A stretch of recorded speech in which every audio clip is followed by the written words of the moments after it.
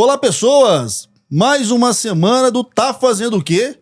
Agora, realmente, comprovadamente, o melhor e maior videocast sobre política da TV brasileira. Comprovado pela Contato Comunicação, né? Teve uma premiação que o Elias, só ele votou 3.415 vezes na gente e ficamos em primeiro, ladeados aí por uma revista. Então, ó nós na fita. Nós estamos bonitos. Se você ainda não está inscrito no canal lá do YouTube, tá vacilando. QR Code na tela, você sabe que o programa todo vai mais ou menos 1 hora de duração. Aqui na PUC TV, só a primeira parte. Depois o conteúdo é exclusivo para quem vai lá pro nosso canal no YouTube e nos segue e acompanha semana após semana excelentes conteúdos. Então, pega o telefone agora, QR Code na tela, vai lá no canal no YouTube, já se inscreve e ativa o sininho. Aproveita e mete um like lá, porque a gente tá top, a gente tá merecendo mesmo. Pessoal, hoje o nosso programa vai abordar a política por um viés um pouco diferente. A gente tem entrevistado aqui vários mandatários e mandatárias, gente que atua direta ou indiretamente na seara política, e hoje eu vou buscar uma ótica pro lado do direito. Você que acompanha a política minimamente sabe que há muitos problemas nos municípios que são causados por falta de orientação, algumas vezes, ou por má gestão em outros momentos. E o papel de uma galerinha aí é justamente tentar atuar nessa seara para orientar as prefeituras a maneira certa de cuidar do erário, a maneira certa de realizar projeto, a maneira certa de fazer a gestão do município para que depois não haja problemas para aquele prefeito e aquela prefeita. Então o meu convidado de hoje é advogado. O homem tem um currículo muito bom, formado na PUC. Então mais um, ele não foi meu aluno, tá? Pelo amor de Deus, esse aqui não foi meu aluno, nem dou aula pro direito. Mas é formado na PUC. Ele tem uma carreira monstruosa como secretário de comissões especiais da OAB. É advogado municipalista. Vocês acompanharam com a gente, né? Deputados municipalistas, vários prefeitos atuando pela causa municipalista. E hoje ele vai poder falar mais pra gente sobre isso. Já foi presidente de comissões da OAB nessa área do... Como é que é? Peraí, gente. Advocacia municipalista da OAB, é sócio proprietário de uma empresa de advocacia, né, a Jubé Advogados. O homem entende pra caramba de prefeitura porque ele tá lá cotidianamente auxiliando nesses processos. É Gilberto Jubé. E olha só que interessante, eu conheci o Jubé pelo Twitter. Há 1000 anos atrás, antes de conhecê-lo pessoalmente, a gente já batia umas resenhas pelo Twitter.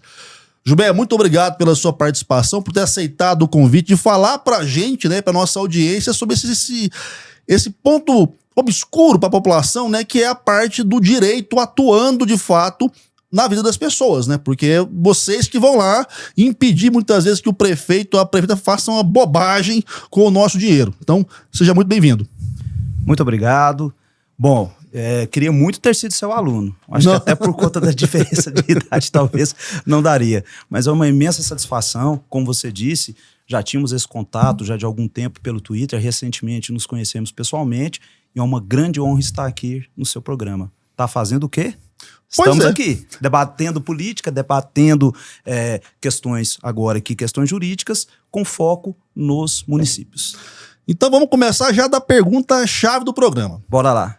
Ano que vem tem eleição e eu acho que tem muito prefeito correndo agora para ver qual é o problema que tá ficando para trás, para lá no ano que vem ele não ser impedido de nada. Você como um advogado que atua nos municípios, tá fazendo o que agora? Correndo atrás, orientando todos os nossos constituintes. Hoje eu tenho a satisfação de compor a diretoria no âmbito do Conselho Federal da OAB, que é uma diretoria muito importante, que é a Secretaria Adjunta da Comissão Nacional da Advocacia Municipalista. Eu tenho como norte na minha advocacia sempre uma advocacia preventiva. A orientação é tudo.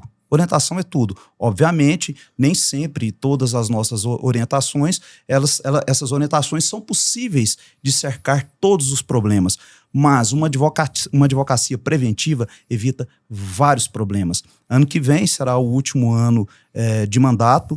Os prefeitos que são candidatos à reeleição, eles devem ter a sua certidão ok no TCM, deve-se verificar a aplicação legal ali, os 25% da educação, os 15% da saúde, enfim, se não tem nenhum balancete rejeitado que o impeça de ser candidato. As suas contas devem estar em dia. Então, esse trabalho, sem dúvida nenhuma, esse trabalho preventivo é fundamental. Hoje, estou fazendo isso também.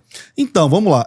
Uma coisa que há algumas décadas, muita gente até desacreditava o processo político, né?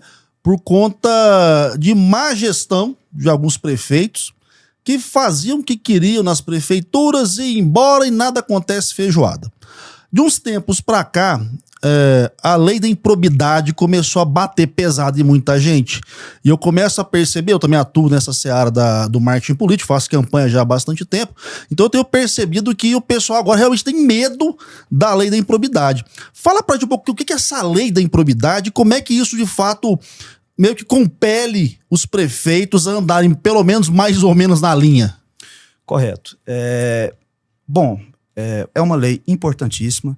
Ela está já no nosso arcabouço legal há bastante tempo. Agora, recentemente, no ano de 2021, coisa de 1 ano e meio, 2 anos atrás, houve uma reforma significativa nessa lei de improbidade. É uma lei dura, uma lei muito severa, mas que, infelizmente, estava sendo muito mal aplicada pelo Ministério Público e por determinados agentes públicos, gestores municipais, que utilizavam a Fazenda Pública Municipal como meio de perseguição, manejando ações cíveis públicas por ato de improbidade com o único viés de prejudicar os potenciais candidatos, ex-prefeitos que pretendessem, ou ex-secretários que pretendessem, que ameaçassem aquele projeto político. Existe, inclusive, uma crítica muito contundente que se chama, você já deve ter ouvido essa expressão, apagão das canetas. O apagão da caneta. O que é o apagão da caneta? É o medo do gestor de decidir.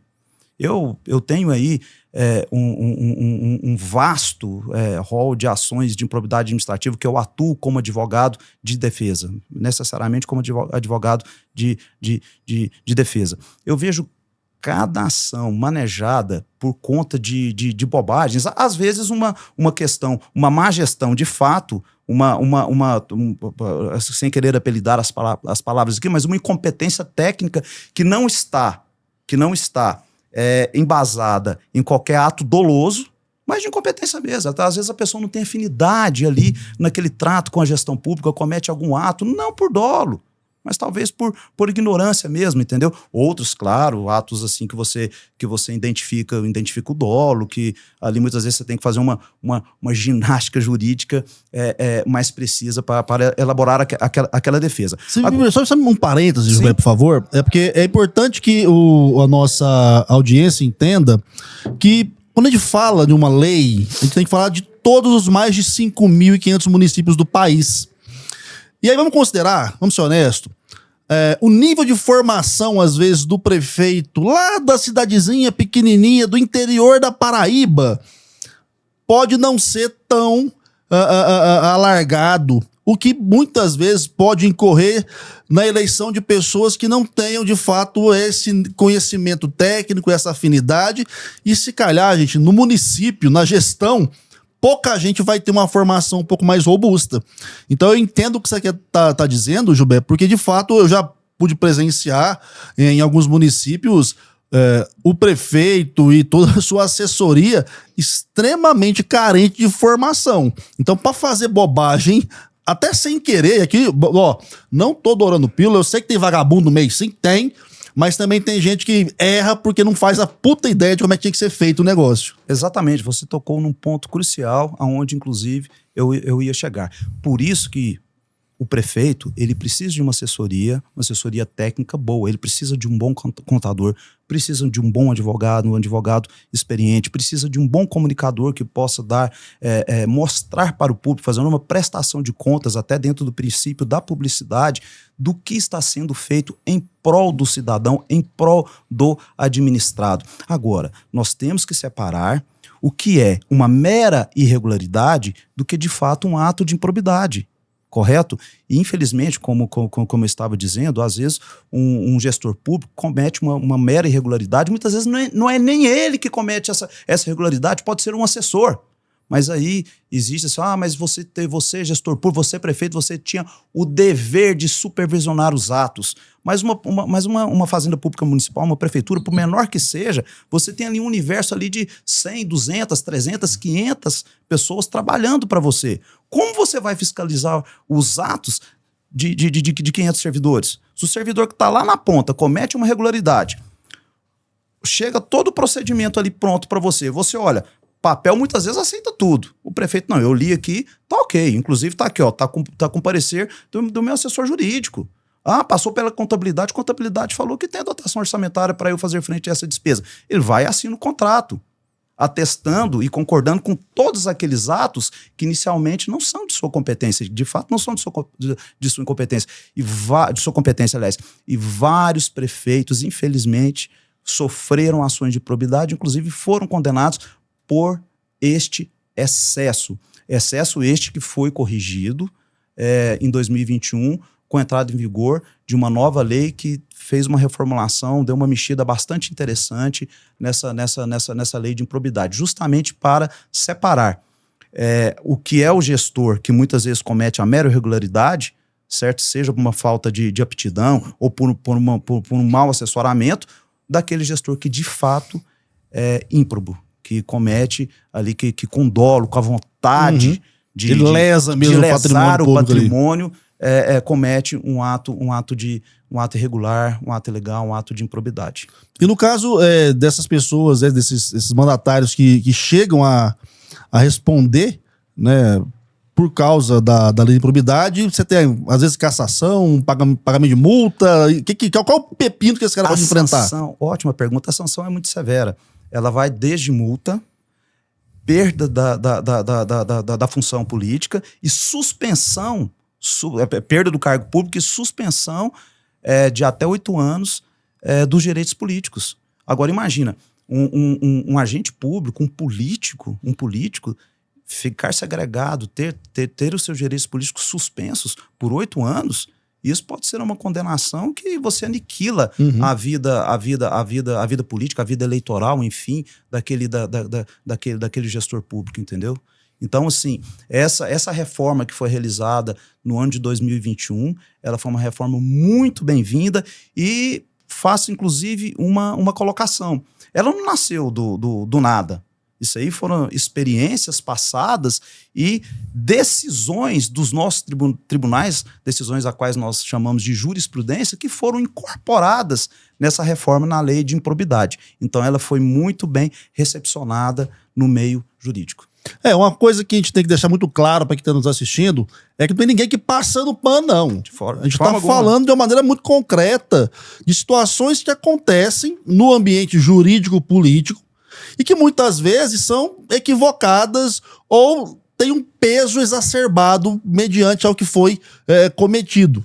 Agora, que tem nego picareta mesmo, tem que tomar ferro, tem ficar inelegível sim, e tem que ser exposto em praça pública, porque é isso que a gente faz aqui, tá certo? Vou para um rápido intervalo agora aqui na PUC TV, jogo rápido mesmo, e você que tá no YouTube já sabe, é VaptVupt. Antes de sair, só deixar aquela mensagem tradicional, telefone do Elias na tela, aproveita que tem aí o nosso intervalo comercial e vem anunciar com a gente, né? A gente tem que faturar também. Já voltamos.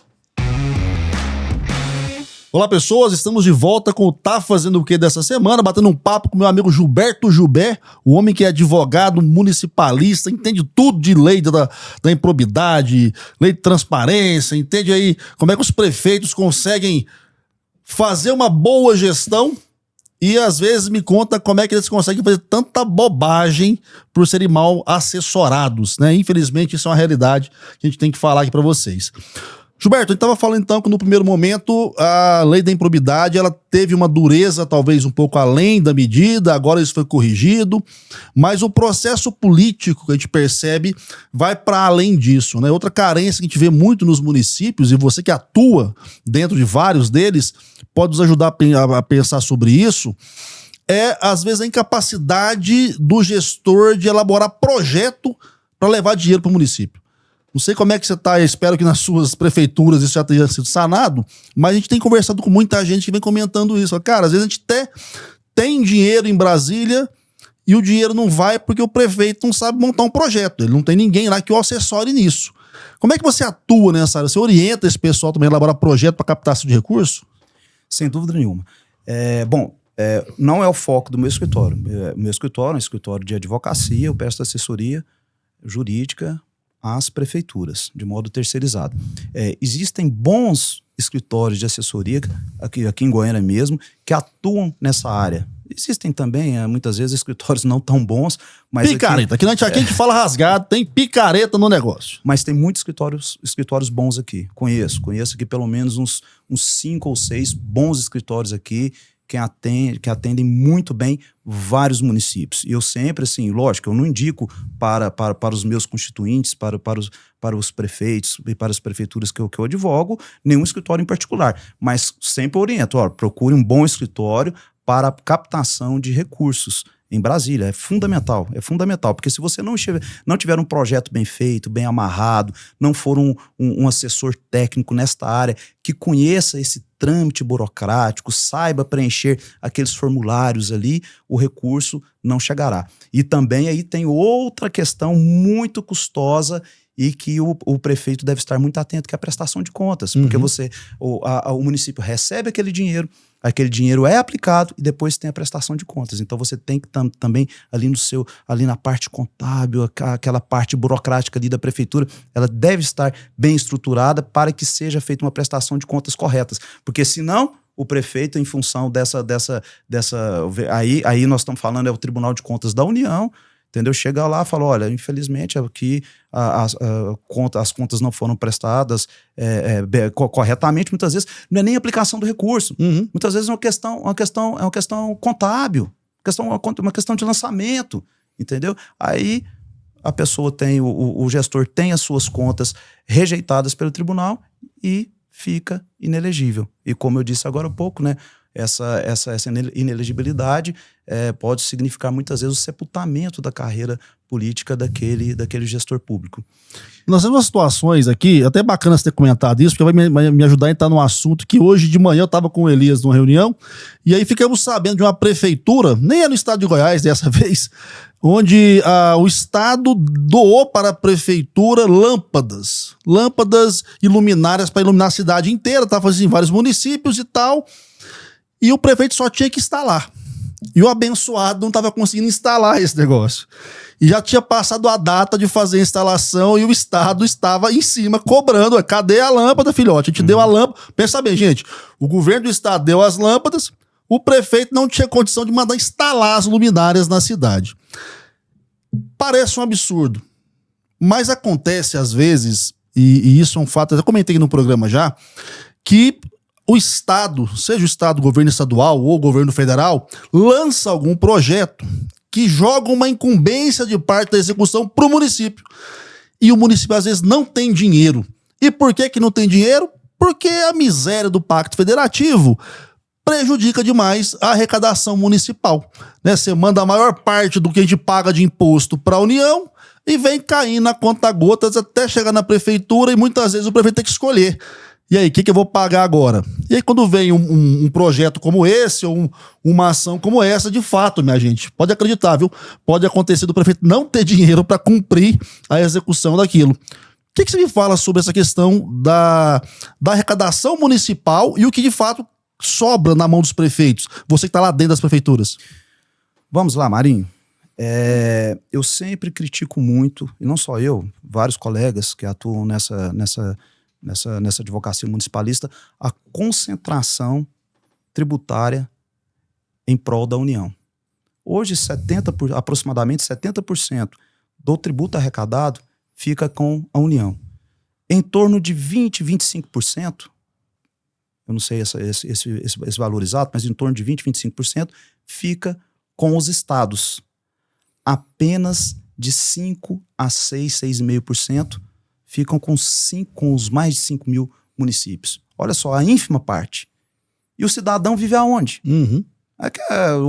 Se não me engano, Ulisses Guimarães já dizia isso. O cidadão não vive no país, o cidadão não vive no estado, o cidadão vive na cidade. Ele vive no município. A barriga dói é na cidade dele. O buraco da rua da cidade dele. E os municípios ficam apenas com 6% dessa arrecadação. Aí o município ele precisa de quê? Ele precisa de emendas parlamentares, precisa de recursos do governo federal e do governo estadual para sobreviver. E aqui eu não gosto muito de ficar desfilando números aqui, mas eu acho importante. Vamos ver aqui. Dos 100% dos recursos municipais. O município ele tem que investir 15% na saúde, mais 25% na educação. Então, ali, 40% já está comprometido com essas despesas, que inclusive são de índole constitucional, com a saúde e com a educação. Se não cumprir, é porrada, viu, gente? Se não cumprir, é pau no prefeito. Pau na muleira do prefeito. E é aonde, de fato, o administrado mais precisa. Ele precisa do quê? Lógico, ele precisa de saúde e precisa de educação. Mas vamos lá, 40%. 54% aproximadamente, isso é até o limite da lei de responsabilidade fiscal, e a maioria dos municípios está ali no teto desse limite, 54% folha de pagamento. Então, 40 mais 54, me corrija, dá 94. Sobrou 6%. Apenas 6% da arrecadação municipal para cuidar das estradas vicinais, para cuidar das praças, das vias públicas, iluminação pública. Você deu exemplo aí o prefeito recebeu. Aí o que acontece? Você deu exemplo, pegando aqui, iluminação pública é essencial para o município. É questão até de segurança pública. Sim. É um bem-estar fundamental para o administrado, para o cidadão. Aí, coitado do prefeito, ainda bem que não é daqui de Goiás. Né? Esse não é. Mas eu não duvido que aconteça aqui também, não. Eu não duvido. Tá. Aí recebeu essas lâmpadas e não instalou. E aqui eu não quero nem lançar qualquer dúvida aqui contra a honestidade desse prefeito. Não instalou porque é malandro. Mas muitas vezes, talvez não teve um secretário de obras ali competente para poder fazer o mapeamento, onde deveria ser instalados. Agora, tem outro dado que nós temos que ver. Essas lâmpadas que foram doadas, elas eram compatíveis com a iluminação, com o local ali? Entendeu? Sim. Até isso deve ser investigado. Então, assim, os recursos, mas voltando aqui, sobrou quanto? 6%. Então, vamos pegar um município que tem arrecadação de 10 milhões. 6% de 10 milhões, 600 mil. 600 mil é um valor mensal muito pequeno para um município aí de 10, 15, 20 mil habitantes. Para cuidar de toda a cidade é pouquinho demais. É muito pouco. E sobretudo o seguinte, 15% para saúde. A maioria dos municípios gastam muito mais que isso. Demanda de saúde, ela é constante. É enxugar gelo. Então, assim, tem que ter projeto, tem que ter muito bom planejamento, tem que ter uma assessoria técnica muito boa, experiente, com expertise para poder elaborar esses projetos de captação junto ao governo federal e ao governo estadual. Mas então, você acha em algum momento que essa divisão vai ser repensada, vai ser revista, ou de fato a gente tem um sistema montado para manter talvez a legitimação ou talvez a capacidade negocial dos entes federais na tutela dos municípios? Porque a gente sabe que isso é um jogo político violento, né? A hora que você tem que ir lá o prefeito bater na porta do deputado com pires na mão, do ministério, isso tem um jogo de poder ali que se mantém justamente por conta do poder do dinheiro. Você acredita que em algum momento na história a gente vai conseguir, sei lá, minorar um pouco essa situação, mudando a distribuição? Eu sou um otimista por natureza, sou um apaixonado na causa municipalista, não à toa que como advogado eu atuo na esfera do direito municipal. Nós temos aí, pelo menos está sendo dito que será apresentada uma reforma tributária no Congresso. O momento é esse. É a hora dos prefeitos, dos senhores vereadores, dos senhores deputados estaduais, deputados federais e senadores defenderem o interesse municipalista. Porque se piorar a situação, os municípios podem entregar a chave para o presidente da República. Está aqui, o senhor administra, então. Uhum. O senhor administra. O senhor, seus ministros, por favor, administrem o meu município. O senhor governador, ajude o presidente a administrar o meu município, pois os recursos estão minguando, os nossos recursos estão minguando, estão desaparecendo. E aqui, ó, vamos lá, dado recente. Houve uma briga política e se politizou essa questão que terrível, da questão do ICMS dos combustíveis. Uhum. Ninguém quer pagar combustível caro. Eu não quero pagar, você quer? De forma alguma, Ninguém quer pagar combustível caro. Mas agora é o seguinte, então tá, o presidente na época falou assim, não, então para diminuir, é o seguinte, os senhores governadores devem abaixar o imposto do ICMS, do combustível. É um imposto estadual. Quando eu ouvi aquele discurso, eu falei, meu Deus. E aqui eu não estou falando nenhuma questão de orientação eleitoral, não. Uhum. Mas quando eu ouvi aquele discurso, me preocupou. Isso está acontecendo agora. Reduziram o ICMS do combustível. Aí falaram, mas o ICMS é um imposto estadual. Tá, é um tributo estadual, contudo, 25% desse ICMS arrecadado, ele retorna para o município onde ele foi gerado. Se você gerou aqui, nós estamos em Goiânia. Então, 25% do ICMS, do que foi pago a título de ICMS, retorna para o município de Goiânia. Por quê? Porque foi gerado aqui, nas cercanias de Goiânia, dentro dos limites de Goiânia. E o que ocorre? Então, os municípios perderam dinheiro. Perderam dinheiro. E a conta está chegando agora. A conta está chegando agora. Eu estava tendo uma reunião numa associação de classe de prefeitos, eles estavam desesperados. Falei assim, olha, a questão dessa diminuição drástica aí que houve no ICMS do combustível, quando eu falo ICMS do combustível, porque talvez seja o combustível seja o que mais arrecada a título deste imposto tão importante. A conta chegou agora. Pessoal, olha lá, o resultado de uma política fiscal desastrosa que ocorreu há 9, 10, 12 meses atrás, está chegando agora na conta das prefeituras. A grande questão é de que o nosso telespectador tem que entender é que não tem mágica, né? Não tem. Não tem mágica, o dinheiro não brota.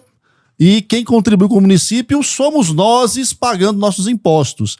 E a hora que você tira qualquer um deles, que pode talvez, num primeiro momento, nos beneficiar, vai fazer falta lá na frente, a hora que tiver que pegar um ônibus lotado, uma cidade escura, cheia de buraco, porque o dinheiro, como vocês entenderam aqui no processo, ele não vai diretamente para a prefeitura reverter em benefício para a gente. Tem todo um emaranhado aí de vai e volta e passa na mão de outro, que infelizmente nos dificulta a vida cotidiana. Vamos continuar esse papo aqui agora e vamos aprofundar essa conversa, mas só para quem tá lá no canal do YouTube. Você aqui na PUC TV, QR Code na tela, vai agora lá para ter um conteúdo exclusivo com o Gilberto falando sobre as dinâmicas dos municípios e mais. Eleição 2024. Tem muita coisa bacana pra gente conversar. Então, bora lá pro YouTube. Gilberto, chama a galera pro YouTube aí. Vamos embora que o tempo acabou. Bora pro YouTube, galera. Gente, encontramos lá. Vamos lá, bora. Olá, pessoas. Agora todos e todas aqui no YouTube e no Spotify, porque lá na PUC TV ficou. Lembrando que tem reprise deste programa aos sábados também, às 12h30 na PUC TV, viu? Avisa sua tia, sua avó, que às vezes é muito adepta aqui do YouTube, que vai passar de novo na televisão. O pessoal gosta da televisão. E você que veio agora da PUC TV aqui pro nosso canal, obrigado pela companhia. Se inscreva no canal, é só clicar aqui inscrito, vai no sininho, já clica também para ser avisado dos próximos programas. Dá um joinha para nós, para esse conteúdo poder ser alavancado e chegar até mais pessoas que precisam ouvir sobre essa conversa, entender um pouco mais sobre municipalismo, a importância dos tributos, a importância de pressionar os nossos políticos para que haja, de fato, uma revisão do Pacto Federativo. E, para além disso, pega o link depois e manda no grupo do WhatsApp. Manda lá para o pessoal começar a entender também, parar de falar groselha na mesa do boteco, como diria meu amigo Pablo Cossa. Gilberto, então a gente está entendendo que as legislações para os municípios são duras, mas a contrapartida do Estado para auxiliar na gestão não é tão boazinha assim. Há uma dificuldade muito grande na administração municipal, porque assim, pela conta que você fez, vou te ser muito honesto, tem município que deve estar a frangalhos, porque 6% para rodar tudo que tem que se fazer no município é pouquíssimo dinheiro. E a gente sabe também que tem muito município que arrecada muito pouco, né? Eu acho que é bacana de falar isso pro pessoal que tá acompanhando a gente aqui no YouTube, que assim, o dinheiro do município não brota, né? A prefeitura não tem uma máquina de dinheiro. O dinheiro que ela tem para trabalhar é o que a gente paga, né? Então a gente paga para ser bem cuidado. E como é que funciona nesses municípios que não tem quase nada de arrecadação, que não tem industrialização, que não tem grandes empresas? Como é que esse povo tá vivendo, cara? Olha, infelizmente isso é uma realidade. E nós não podemos fechar os olhos para essa realidade. Esses municípios vivem com muita dificuldade. Muita dificuldade. Eles vivem basicamente do FPM, que é o Fundo de Participação dos Municípios. Que já é pouco. Que já é muito pouco, mas é o que, bem ou mal, dá conta de sustentar. Esses municípios muitas vezes têm uma folha de pagamento pesada. E tem mais um detalhe também. Muitas vezes, dívidas com a Receita Federal, oriunda do INSS, de gestões anteriores que os atuais gestores devem pagar. Então, para esses municípios, restam o quê? Para esses municípios? Buscar recursos federais por meio de emendas parlamentares, por meio de convênios com os ministérios, com o Ministério da Saúde, Ministério do Planejamento, Ministério da Integração Nacional. É o que resta para que esses municípios consigam trazer algum benefício para os seus administrados. Senão o prefeito vai ficar gerindo só folha de pagamento e nada mais, sem trazer melhoria para os locais, para os cidadãos locais. Então tem que lembrar outra coisa também, gente. Município interior, cara, muitos municípios do interior, você pode pegar fácil 30% da população ou tá empregada diretamente ou é parente de quem tá empregado diretamente na prefeitura. Então assim, é só cortar, mas não é só cortar, bicho. Se você cortar a galera, você vai ter muita gente que não vai ter condição de comprar e aí o comércio da cidade não gira, porque o comércio da cidade depende do funcionário público. Então por que esse prefeito não leva indústria pra cidade? Porque às vezes, bicho, não tem energia. Já falamos aqui no programa já, o Brasil tem um problema grave no seu modelo energético. E Goiás, você sabe que Goiás tem cidade grande, Goiás, que não pode puxar indústrias pro seu território, porque a gente não tem energia elétrica para instalação de indústria, gente. Então, o bacana dessa conversa com o Jubé é para vocês entenderem que não tem receita fácil, não tem resposta fácil para problema complexo. E ano que vem tem eleição, e vai aparecer um monte de maluco aí, professor Pardal, querendo resolver os problemas do município num passe de mágica. Você tá vendo aqui, o homem trabalha com vários municípios, você fala, não tem condição, o dinheiro é pouco. Então, não caiam no canto da sereia no ano que vem. E falando de ano que vem, Jubé, como é que se enxerga o processo eleitoral de 2024? Vamos lembrar que a gente saiu de um 2022 pesado pra caramba, treta, briga, o povo dando porrada um no outro na rua. E a gente sabe que a eleição municipal ela é naturalmente mais aquecida. Você que está rodando muito aí o estado, como é que você está entendendo que vai ser a dinâmica eleitoral do próximo ano? Olha, eu espero que ela seja menos beligerante do que foi em 2022. Infelizmente, nós vivemos em 2022, nós vivemos um período muito difícil da nossa história política. Eu tenho 51 anos de idade, a primeira eleição que eu votei foi em 89, eu tinha apenas 17 anos de idade, e de todas as eleições que eu votei para presidente, nunca vi uma eleição mais terrível do que a eleição de 2022. Eu ainda, conversando muito com a minha mulher, eu falava assim, Marcela, vai ser difícil essa eleição. Ela, vai ser muito difícil. Quando acabou a eleição, no último dia da votação, eu falei assim, foi muito mais difícil do que eu imaginava. Foi cansativo, né, cara? Cansativo. Era uma questão, antes você sentava numa mesa de boteco, numa festa, numa quermesse, tinha lá o cara que era eleitor de esquerda, o outro que era eleitor de direita. Às vezes você tinha ali uma zoeira, seu esquerdista, que foi, seu reacionário, pronto, morria ali. Ficava tudo ali no campo da brincadeira. Mas literalmente, você viu famílias serem desfeitas por conta de questões meramente eleitoreiras. Ficou ruim. E aqui, assim, eu sou um grande admirador das redes sociais.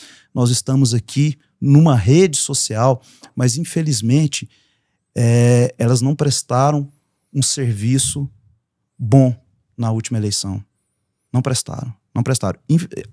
Ainda que como ferramentas. Sim. Porque são ferramentas. São mídias. Mas assim, nós estamos num processo, e esse processo de amadurecimento político, democrático, eleitoral, enfim, deve atingir essas redes sociais. Não, eu acho bacana, até pegando a sua fala, porque assim, eu, além de apresentar esse belíssimo e vitorioso programa, eu também sou professor e pesquisador. E ano passado eu publiquei um artigo numa revista científica lá do IDP de Brasília, né, de um MBA que eu ministrei aula lá, falando sobre o lado, até o título é esse, gente, pode jogar no Google aí, o lado obscuro das redes sociais. Quando você fala, enquanto ferramenta, é bom que quem tá nos assistindo pense sobre isso, cara. Nenhuma plataforma de rede social é inerte, é só um canal puro e limpinho por onde passa o que você quer que aconteça. Não é, viu, gente? Há toda uma programação, uma série de algoritmos que vai, de fato, direcionar, ampliar alcance, reduzir alcance. Então não vai achando que você vai lá, joga sua ideia, sua liberdade de expressão lá e todo mundo da sua rede vai ver. Não é assim que funciona. Então as plataformas, elas têm sim que ser responsabilizadas, né? Até quero pegar a sua opinião agora em relação a essa dinâmica da regulação das plataformas, qual é a sua visão a respeito disso, né? Eu já manifestei a minha aqui no programa. Eu acho que, como bem disse o Rubens Ottoni na entrevista com a gente, e o próprio Flávio Dino falou isso também na entrevista dele, toda atividade humana é regulada de alguma forma. Por que a rede social não vai ser, cara? Então, assim, tem que haver uma regulação, porque você exemplificou.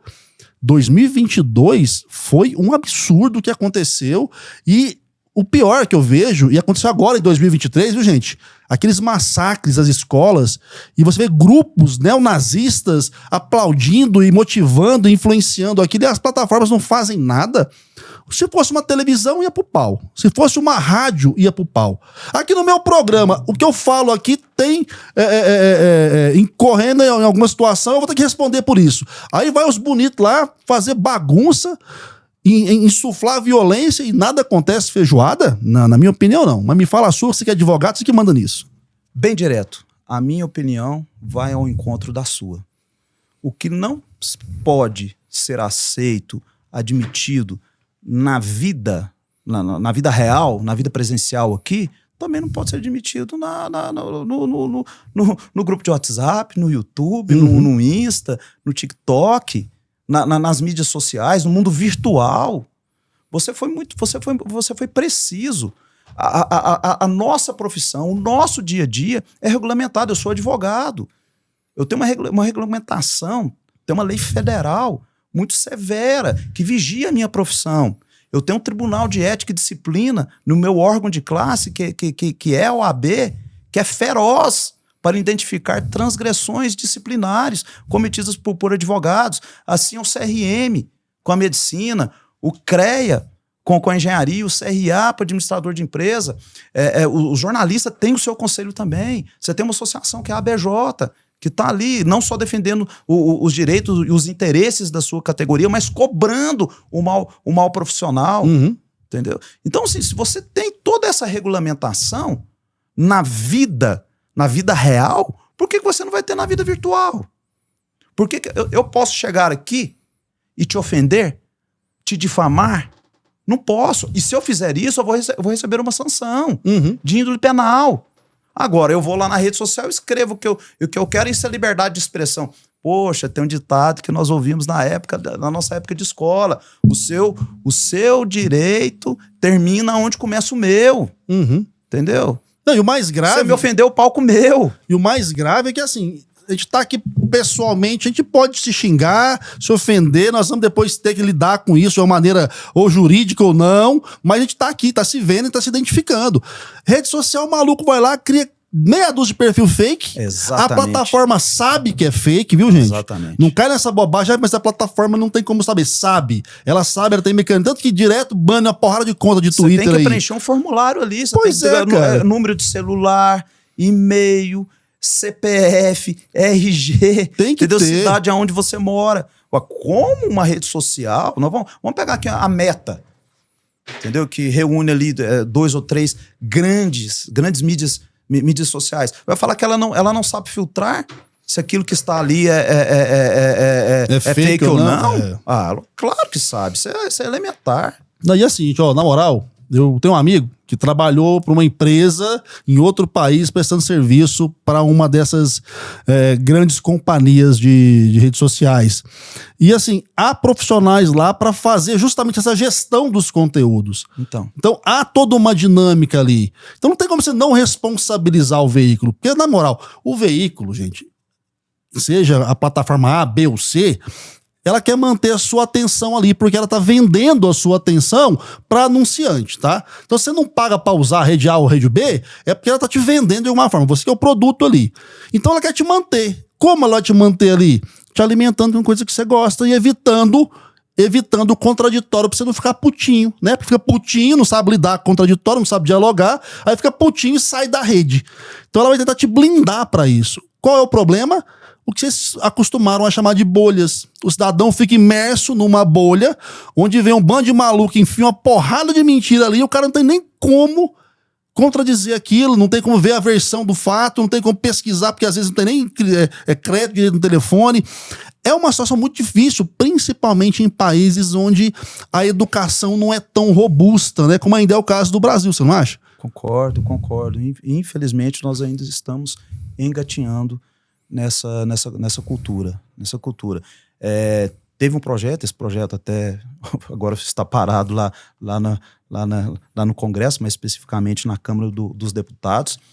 Torço e faço voz para que retorne a tramitação deste projeto e que agora que a discussão se dê em termos mais claros, é um projeto que já está maduro para a votação e espero eu que seja aprovado. Até mesmo porque nós sabemos que se aí falar, mas agora vem o Supremo intrometer, vem o Judiciário intrometer. Mas, gente, se você tem um projeto que tá parado, que não anda, enquanto isso tem uma ação de índole constitucional que está tramitando no Congresso, que trata justamente dessa regulamentação, posto é uma matéria constitucional, o STF vai ter que falar, entendeu? Então, o Congresso está com uma oportunidade ímpar, que aproveite essa oportunidade e que o debate se dê de modo claro, de modo real,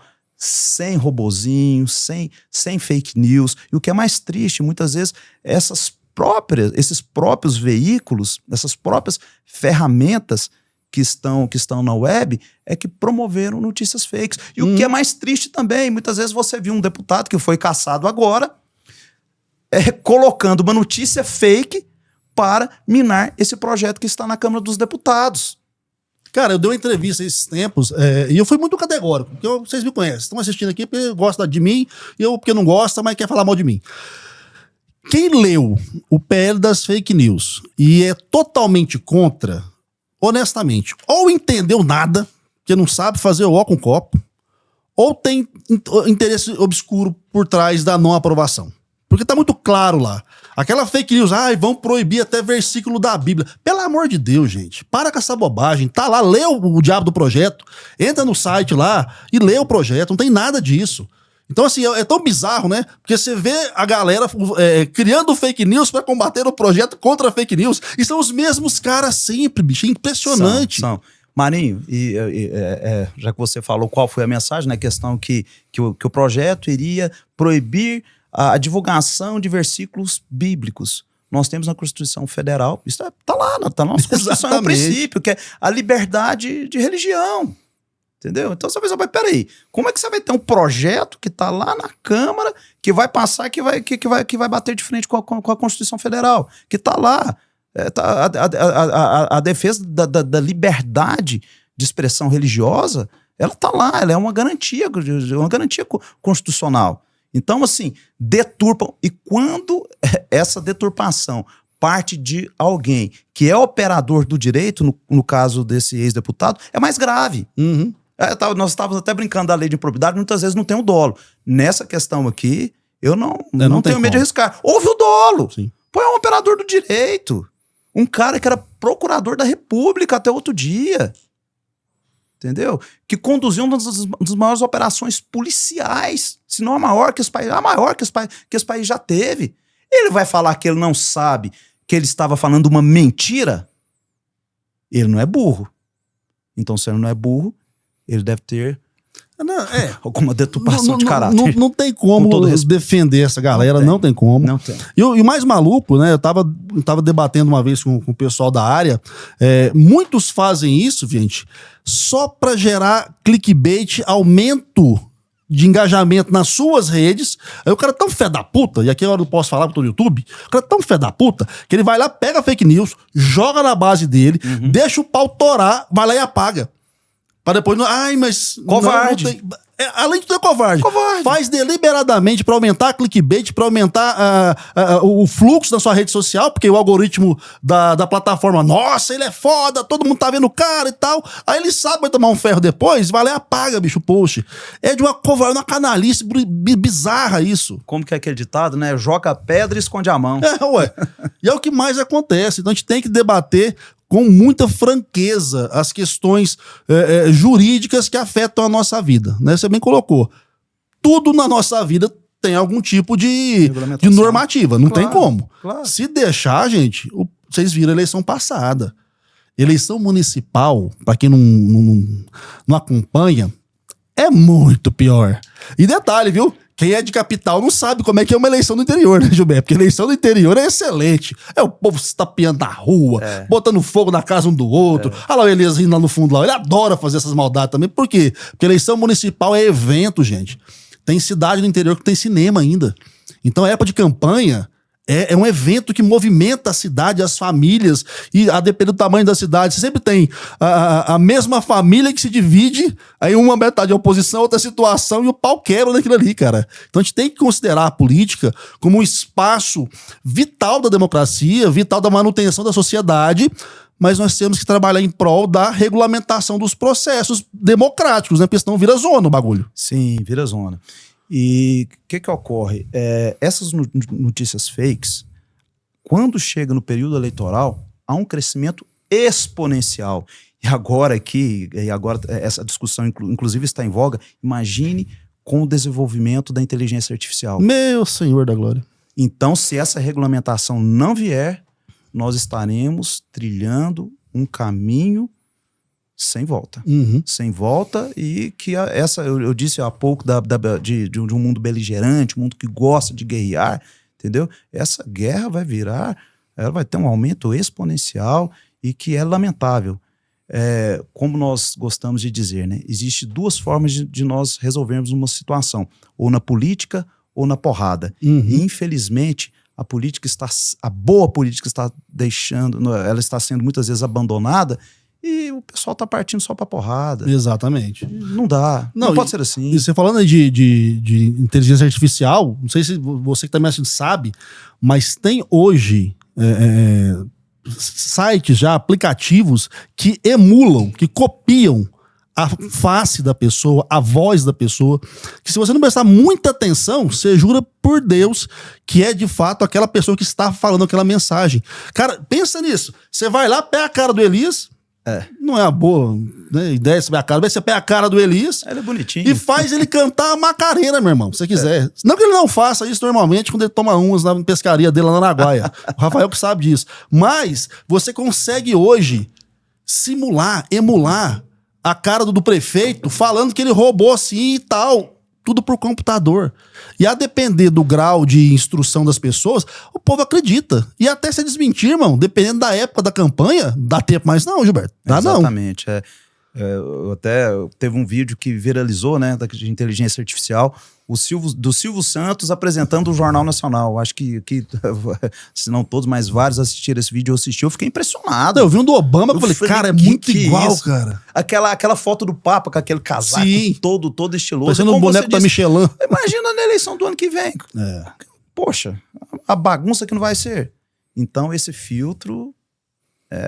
e passa pela regulamentação. Sim. Sem dúvida nenhuma. Com certeza. Sem dúvida nenhuma. Apesar que, mesmo regulamentando, ainda é um trabalho de enxugar gelo. Sim. Mas, pelo menos, você já tem um instrumento um instrumento legal melhor direcionado para essa questão. Eu sou velho, né? Eu vim do século passado, então eu sou um migrante digital. Eu tô aprendendo a lidar com esses negócios. Meu filho já sabe muito mais coisas que eu, talvez. Ele tem só 4 anos de idade. Mas, de fato, a resolução, na minha leitura mais completa de tudo, é o investimento na educação, a coisa que os portugueses chamam de literacia para as mídias, que é ensinar as pessoas, educar as pessoas para o uso da tecnologia, da comunicação e da informação. Eu penso que isso tem que ser até plataforma de campanha de muita gente. Espero que você que está aí nos assistindo... Boa ideia. Põe isso pra, tem plano de governo para isso aí. Ó. Quem sabe alguém não vai pegar isso. Você que é uma pessoa da mídia, tá tendo uma ideia fabulosa aí. Não, e o povo tem que fazer, porque se não fizer, cara, não vai funcionar. Tem que fazer. Gilberto, quero agradecer demais a sua participação. Rapaz, tô te falando, programa bom é assim, vai voado, que é bruto. Eu vou fazer um dia, nós vamos fazer o corujão do Tá Fazendo o Quê? Sabe, a galera entrando, saindo aqui, o pau torando, e aí vai ter bebida, viu? Vai ser só no YouTube, aí vai poder beber. Aí o Elias vai participar. Gente, participa aí, vai lá e comenta pra gente aqui no programa de hoje, também lá no nosso Instagram. Vocês querem uma entrevista com o Elias, vocês conhecerem o Elias. O Elias tem história pra contar, viu? Elias é gente boa. O máximo que ele tem é história pra contar. Você não sabe de nada ainda, inocente. Gilberto, muito obrigado. Obrigado mesmo por ter falado com a gente, ajudado a explicar um pouco sobre essas questões legais do processo político e principalmente do processo político municipal, que é onde o cara tá vivendo nesse momento, na casa dele lá, às vezes com uma internet que não funciona muito bem, às vezes com a luz do poste queimado, com um buraco na porta da casa dele, e ele não sabe muito para que reclamar, e não sabe como é que faz. E é aqui nesse programa a gente tá sempre voltado a mostrar a política que mexe com o dia a dia, e eu agradeço a sua contribuição aí com a nossa audiência. Obrigado, Marcos Marinho, obrigado, Elias, e a toda a equipe, uma equipe maravilhosa. Foi uma imensa satisfação participar do seu programa. Espero poder retornar. Muito obrigado. Com certeza, vai estar de volta sempre. Minha gente, chegou até aqui, não deu like ainda, para de vacilar, dá o like no programa, compartilha o programa depois, manda no WhatsApp da família, porque é assunto de qualidade, entretenimento de qualidade, tá bom? Semana que vem tem mais. Não se esqueçam aí de participar comentando, tanto aqui quanto nas nossas redes sociais. A rede social do Gilberto também tá aqui, passou o tempo todo, é só ir lá, pronto, bate um papo com ele. Se tiver alguma dúvida aí sobre a carreira jurídica nesse âmbito municipalista, vai lá, incomoda o homem, porque quem vem aqui também tem a obrigação de aturar a nossa audiência, tá certo? Valeu, Rafa das Picapes. Elias, mais uma vez no papel de Elias, dormiu aqui quase de vez perder o tempo do bloco, mas tá massa, vai pagar uma cerveja ali agora e bora brindar pra fechar o boteco. Bora!